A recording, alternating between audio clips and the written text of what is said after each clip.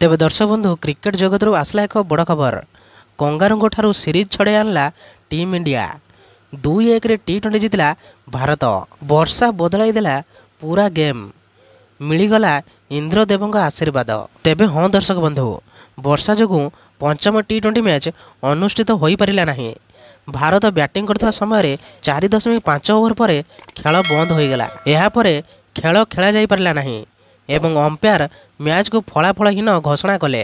कारण मैच समय एमतीका पाग कला जे खेल खेला जाई पारि नथांता। आकाश रे बिजुली मारिला, जहाको देखि अंपायर बहुत डरी जाइथिले। तुरंत प्लेयर मानकू एवं दर्शक मानकू चेतावनी देइथिले एवं खेल बंद कर देइथिले। ताहापरे अंपायर मैच को फलाफलहीन घोषणा कले।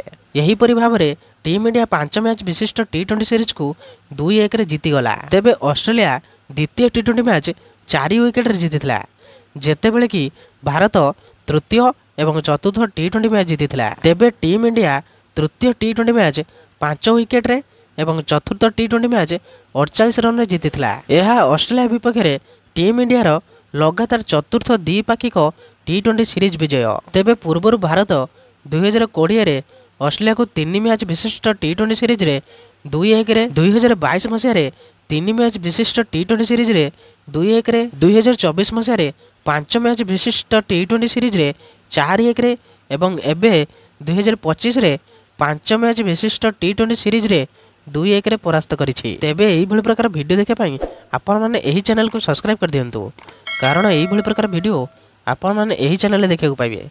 तेबे रहिली, जय श्री राम।